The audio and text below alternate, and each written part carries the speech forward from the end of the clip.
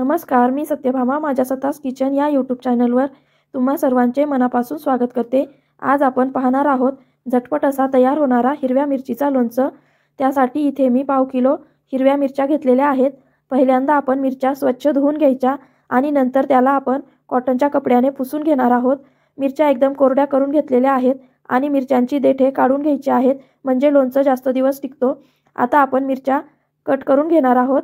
एका मिरचीचे 2 भाग करून घ्यायचे आहेत किंवा तुम्हाला हव्या त्या आकारात तुम्ही मिरच्या कट करून घेऊ शकता। सर्व मिरच्या कट करून झालेल्या आहेत। आता आपण लोणचासाठी लागणारा मसाला बनवून घेऊया। त्यासाठी इथे मी कढईमध्ये 2 चमचे बडीशोप घेतलेली आहे, 1 चमचा धने घेतलेले आहेत। इथे आपण पोहे खायच्या चमच्याने साहित्य मोजून घेतलेले आहे।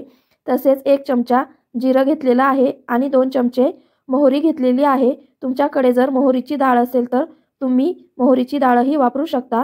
मी मोहरी घेतलेली आहे। याला आपण मंद गॅसवर भाजून घेणार आहोत। इथे आपण पाव किलो मिरच्यांपासून लोणचं बनवणार आहोत।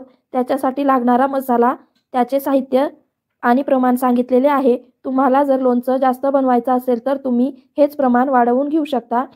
आता सर्व साहित्य भाजून झालेले आहे, ते मी काढून घेतलेले आहे आणि त्याच कढईमध्ये 1 वाटी तेल गरम करून घेणार आहोत। तेल आपण धूर निघेपर्यंत गरम करून घ्यायचे आहे आणि नंतर तेलाला थंड करून घेणार आहोत। मसालाही आपण मिक्सरमध्ये फिरवून घेणार आहोत।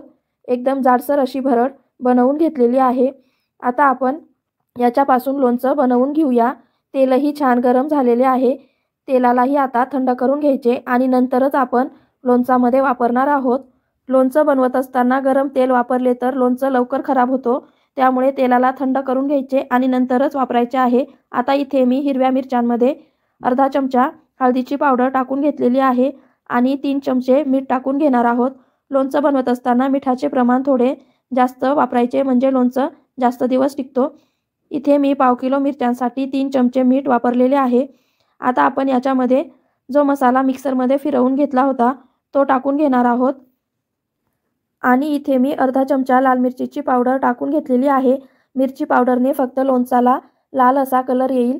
आता आपण जे तेल गरम करून थंड केले होते ते टाकून घेणार आहोत आणि तसेच इथे मी 3 चमचे विनेगर घेतलेले आहे, ते याच्यामध्ये टाकून घेणार आहोत। विनेगर टाकल्याने लोणचं जास्त दिवस टिकतो। तुमच्याकडे जर विनेगर नसेल तर तुम्ही लिंबाचा रसही वापरू शकता किंवा लिंबाच्या फोडी बनवून याच्यामध्ये टाकून घेऊ शकता। आता आपण याला एकजीव करून घेणार आहोत।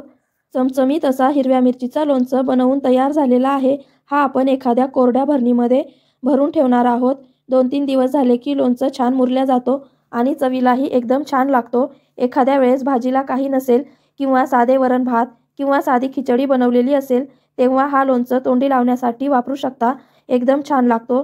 तुम्हीही असा झटपट तयार होणारा हिरव्या मिरचीचा लोणचं नक्कीच बनवा आणि कसा वाटला हेही मला कमेंट करून कळवा। तुम्ही ही रेसिपी वेळात वेळ काढून पाहिली त्याबद्दल तुमचे मनपूर्वक आभार। चला तर मग पुन्हा भेटूया।